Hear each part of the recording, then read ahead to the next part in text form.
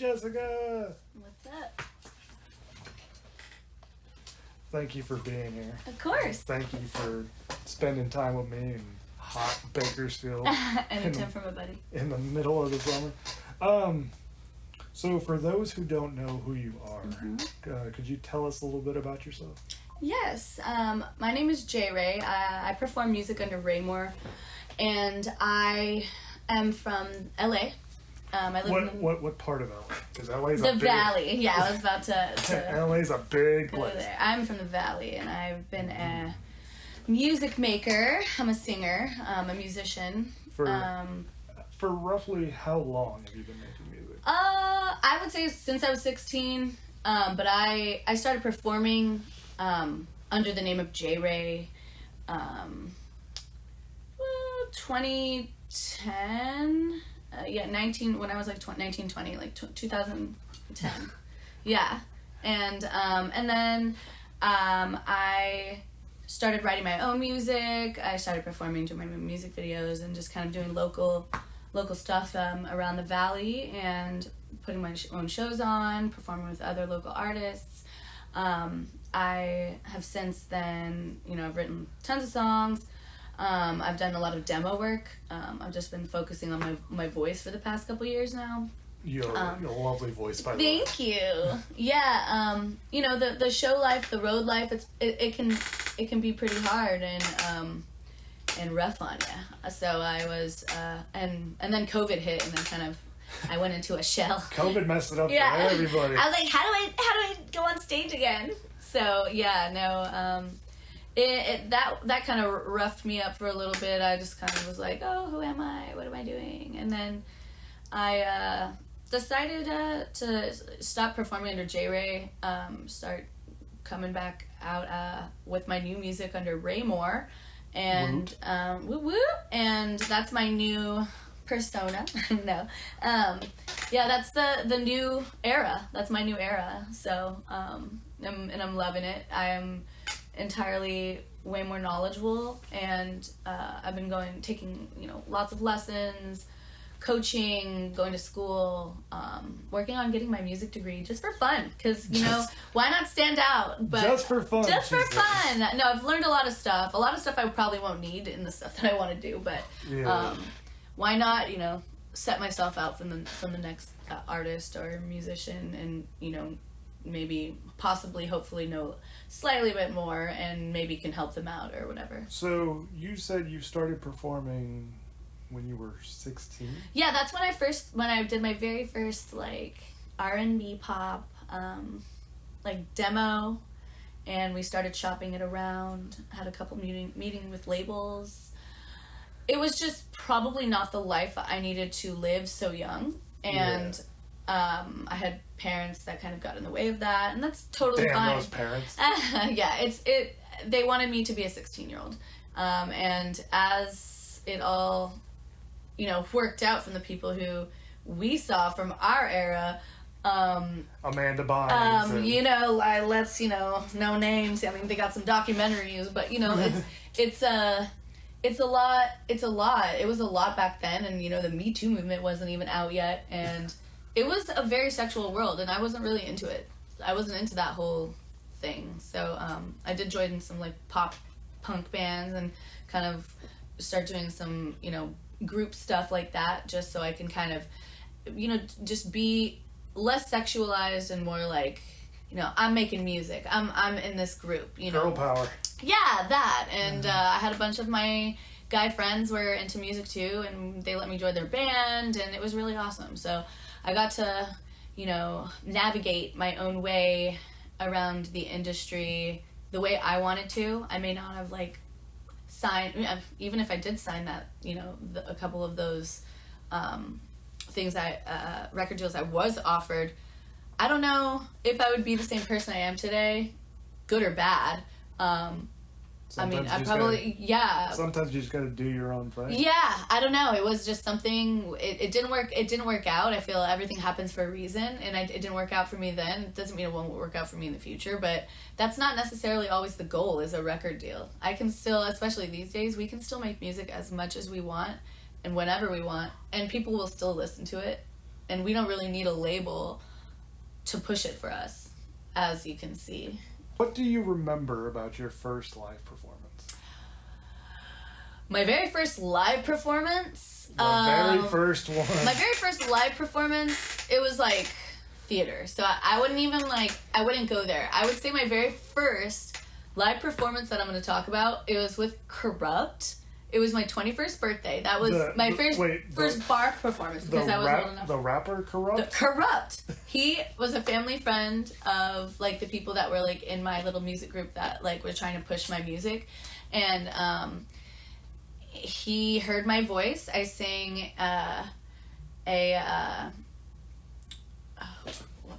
what was the song? I sang a song that really took him back that his dad was really friends with. Not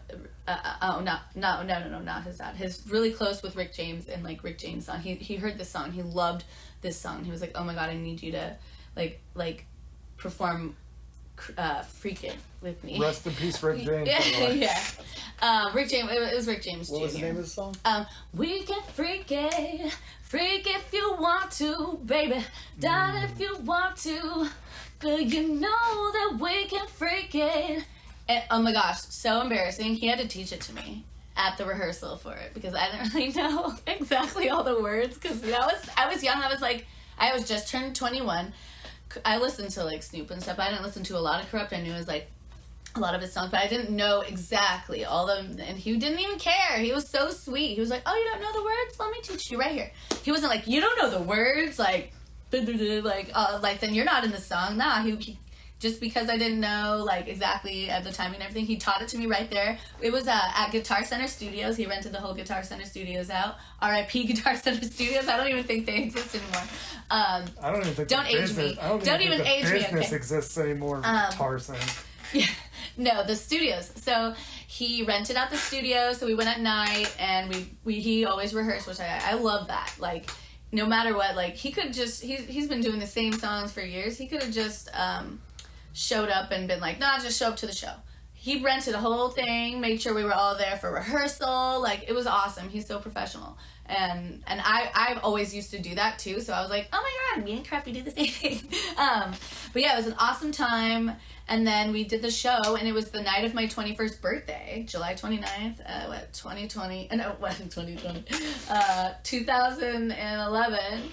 And, yeah. The first woman who actually showed her age. Yeah, I don't care. I pride myself on, continuing to do what I am doing. I'm a mom now, I'm married, and I'm rocking it. And luckily I set my life up that way to where I can still go out and do all this. It's tight. You know, the one thing that I really admire about you, there's many different things, but the one thing is that you're still putting out music and still producing music despite being a mother. Yes. Like, life doesn't stop. You just did that show with your band. Yeah. What were they called? Damned Honey. Shout out. You just did a show with them at the Whiskey. Yeah. Like 2 weeks ago. Yeah, and you know what was I was like totally forgot. The Whiskey allows kids, so I totally could have brought my daughter, and that would have been so tight. So eventually, because I remember I performed a show a couple of years ago, and my brother brought his like 10-month-old, my nephew, my godson, and we just put the little speakers on him, and he was just like, "What's happening?" But yeah, I was there, and they're like, "No, actually, it's all ages. You can bring anybody." So listeners, Whiskey a Go-Go. Without giving away the secret sauce too much, what is your songwriting process like? Well, so I'm different than a lot of people who sometimes they like to write their songs, put their songs to music after they've written like poems or written down their life experiences. I like to feel the vibe of the song, see how it makes me feel, where it goes in my heart. It sounds kind of corny, but it's honestly, I mean, music is my life, and it's how I get through the day. And so I vibe it out in my heart and in my mind, and then I see whatever comes to me. Hopefully a little melodic line or some sort of lyrical context will come to my head at that time. If not, I kind of vibe it a little bit longer. And luckily, since I've been doing it for a while now, 100 years,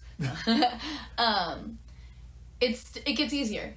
And then the more music you know that's like out there and that like you've worked on or whatever, it kind of like opens your, like, you're not just stuck to like the same melodic line. You're not stuck to the same intervals. You're not stuck to the same ABA context of writing. You start seeing like, oh, you know what? This song is all hooks and maybe one verse, or this song has only 2 verses and 1 hook.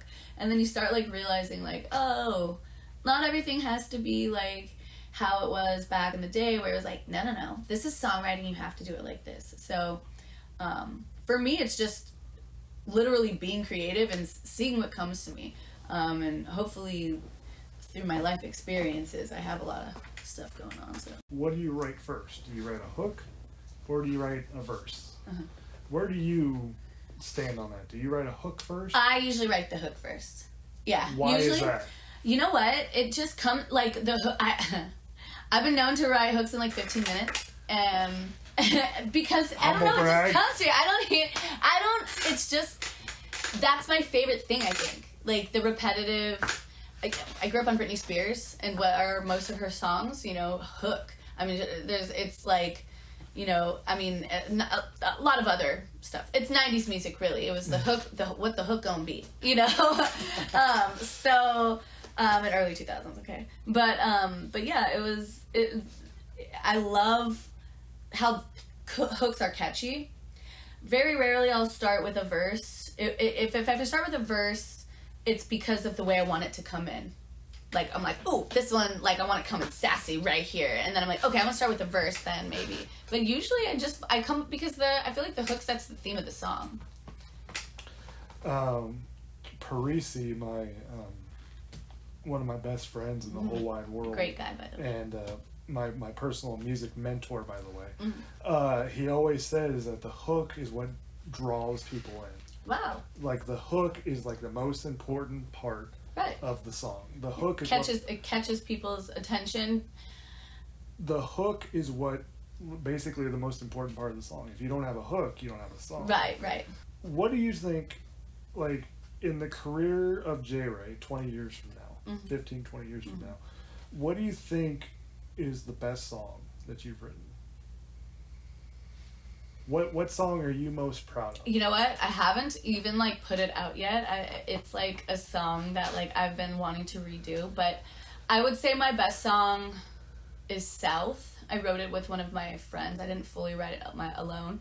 And it was one of my friends that like he meant a lot to me, but he knew my like story, and I reached out to him about working on a song, and I had just like quit this like girl group thing that like, again, I was being sexualized, and I was like, I don't like this, like, homie, help me out. And he was like, yeah, I got you. And so we started writing songs, obviously, and I mean, obviously I was like, you know, buying them, and you gotta pay for it out there, you know, but producing and stuff, because I don't produce my own music, not yet. I feel like I'm good in my lane, right? Maybe one day. But yeah, no, I definitely, I think South is my best song. It's called South, and it's about just, how the industry is just kind of like the music industry. It's just like, you know what? I'm not here I just want to like sing. I'm not here for like all the glitter and the glam. I just want to be here and sing. And hopefully one day I can do that. I'm getting older. I'm starting to look more like my mom. Life is going on. And you know what? I'm just gonna do it. And even if I'm like flying south for the winter. So you know, it's kind of like it's there's a lot to the song. It's very much so in the lyrics, but it was really kind of at a turning and coming of age type of thing for me. I feel like I grew up a little later than a lot of people did. And I feel like that song really like helped me, and although I've like definitely improved since then. New songs will be out eventually. There's someone watching this right now who is deathly afraid of getting involved in music. You know, they love music, right? But they just don't know how to start or where to start. Right. So, what advice would you give someone watching right now that wants to get involved in music? Hi. You're not alone. No, just kidding. Do it. Try.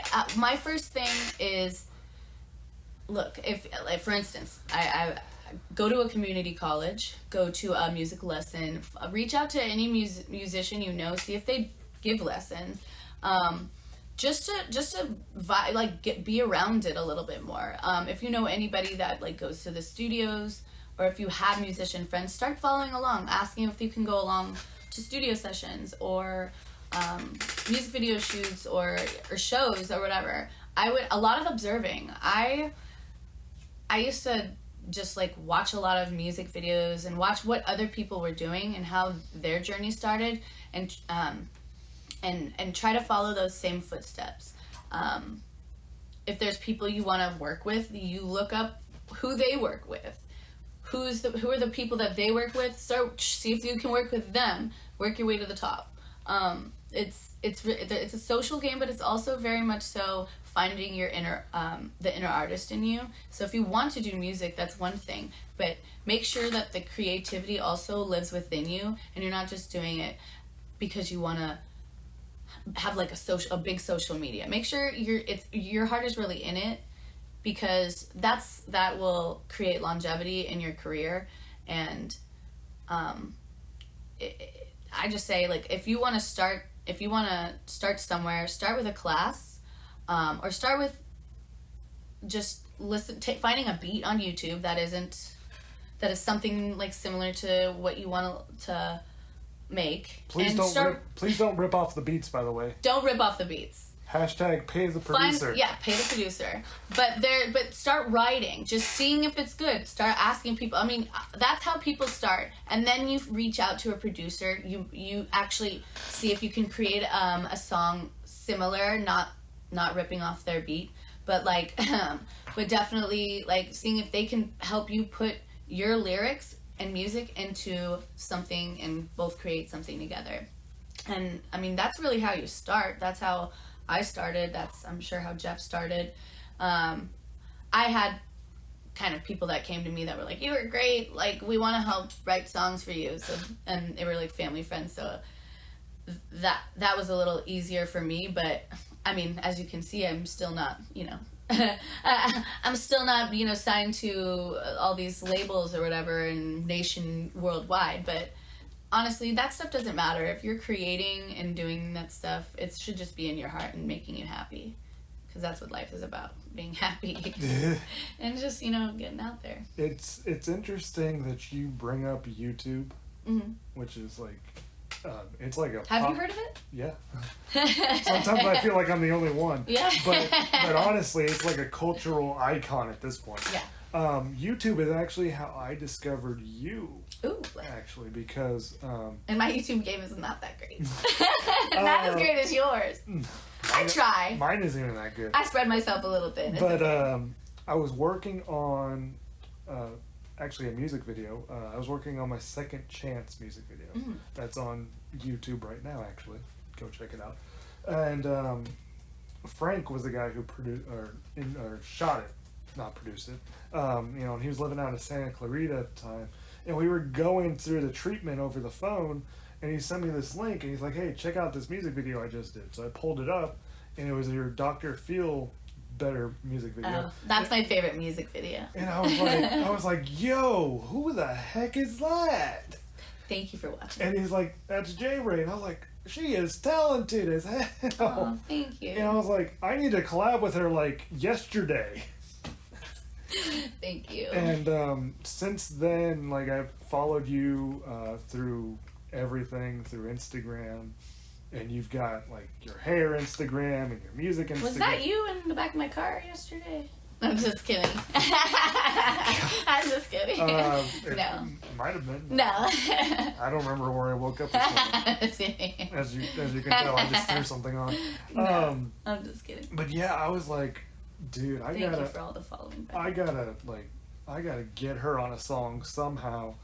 And you originally were supposed to be on my Follow My Dreams record, but life got in the way. You were like 8 months pregnant. Yeah, that's not a cute music video. And I was like, dude, I do not feel comfortable having a woman who's 8 months pregnant. I might go into labor in Bakersfield.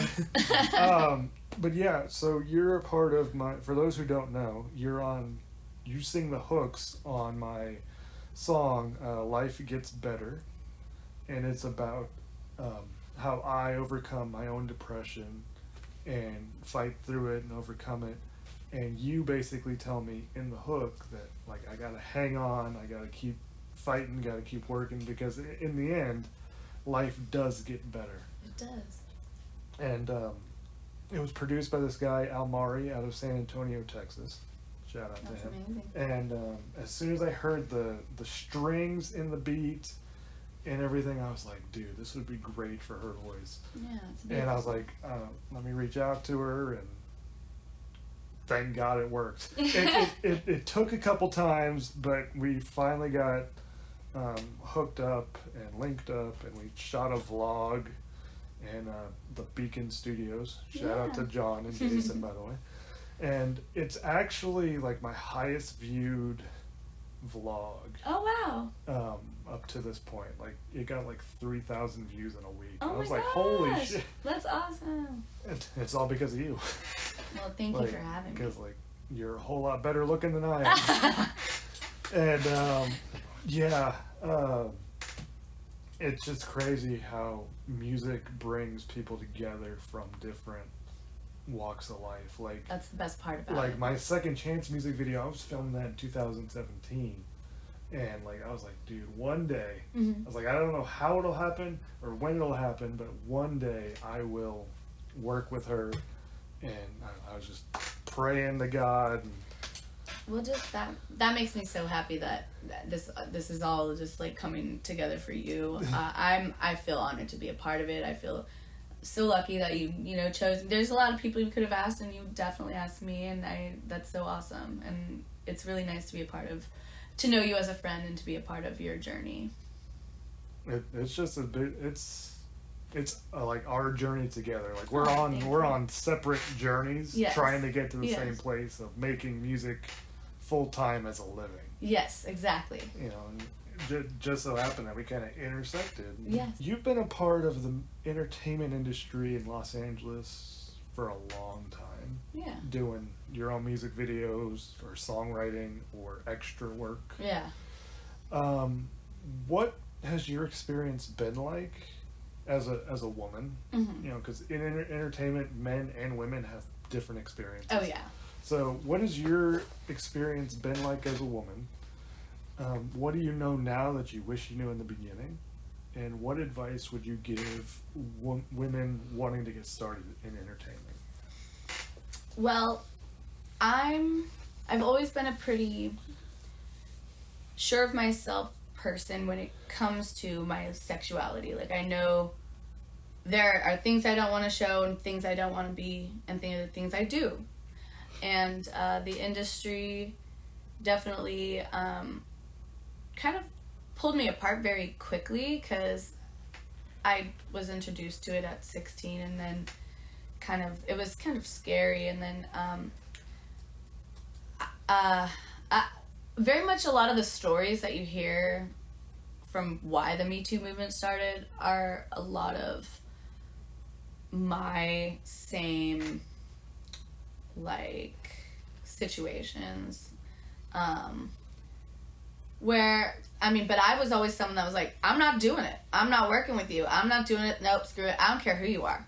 I've always been that person, which is probably why I'm not as far as I'd like to be, but I'm not gonna like put myself through PTSD. I have enough of it from my growing up to just so I can sing their songs or like whatever. I can go find somebody else to sing with. You know, like, you know, that's always kind of how I felt. I was kind of sad when my parents didn't let me sign the baby the label. It was for Babyface's label and Edmunds Entertainment or whatever. They didn't let me sign it, and I was like kind of mad about it. But I was like, dude, I've already bet. Like, I'd have been around a bunch of older dudes. It would have been so awkward. They were trying to fly me to Japan. Like, what do I think? What else would happen? What do you think would happen? It probably would happen. You I'd were come like, back what, all 17 at that? I was 16 or 17. I think it was like around 17 because I had made the demo at 16. We showed it to people. They had played it around, and yeah, it was around that time. And I don't know. I wasn't even 18 yet. Like, I didn't feel. And then even when I just turned 18, I still felt 17. Like, back off. You know, like, let me wear my, you know, let me cover up, relax. And then, yeah, it was just, and I was like, why does it matter, dude? My voice is, it's about my voice. I understand the look. But luckily the industry started, like, changing, and it didn't much so, you know, the image, what people thought was beautiful started changing, and that was probably the best thing that could have happened to the industry, because not everybody who sings is pretty, and not everybody that's pretty can sing well. And ain't that the truth? Ain't that the truth? So, you know, or skinny or whatever, you know, so, or perfect, you know, like, we out here with mental illness. We out here with mental illness, you know, so, you know, and the industry that it used to be, it didn't have room for any of that. You could not be mentally ill in that industry and survive. Yeah, clearly. Look at Britney Spears. My girl. Ooh. But yeah, or a lot of them. So, you know, I have advice for any young female or artist in general, because it's not just about females, but don't let anyone change you unless you feel it's for the better. Stick to your gut. Like, listen to your gut. That's probably the best thing I can say. If it doesn't feel right, it's probably not right, and that's it. And it's about making music. It's not about taking your clothes off. You know, you can sing with your clothes on and still sound beautiful. I'm going to turn that into a song. You can sing with your clothes on. Yeah, or whatever. If you want to be naked, that's fine too. But, you know, like, just do what you want to do. I mean, I know there's a lot of people out there that are like, no, I'm going to do it my way. And it's wrong, but whatever. Like, I feel like those people will eventually learn the right way if it is truly wrong. And I don't feel like sticking to your gut is wrong. So, that would be my advice, and just go out there and do it. Make something of yourself. Put your best foot forward, and yeehaw. Just kidding. Yeah, dude, like, it's depressing to see, like, I grew up in the 90s and the 2000s like you did. Mm-hmm. You know, and I was watching the cartoons, the Drake and Joshes, the Kenan and Kells, the Amanda Show, stuff like that. Yeah. And it's, like, depressing to see like, what was actually going on, like, the stories you hear. Yeah, I still haven't watched that documentary that's out, but I'm like, I feel like it's going to ruin my childhood. I won't say what it is, but I'm sure the listeners have seen it. But the great thing that I love about making music is that, like, you don't have to look a certain way. No. You don't have to, like, I always compare it to being a professional athlete. Like, when you try out to be a professional athlete, like, they have... It's about your skill level. They have a way that you're supposed to look. Like, you're supposed to run a 40 a certain way. Yeah. You're supposed to be able to throw a football. Yeah. As long as you can meet those marks, it doesn't really... But, like, with music, it's different, and that's good. Like, I could be pink, purple, or orange, and, like, as long as I write a good song, that's all that matters. Right. And have the drive, like, you know. As long as you can make, and this is for any artist watching, I don't care if you got 500 followers, 5,000 followers, or 1 follower. As long as you can make, as long as you can make music that people relate to, and people vibe with, that's all that matters. Yeah. As long as you can get people to show up to your shows, whether it's 5, 10, or 100, you're doing fine. And it's fueling you in a positive way.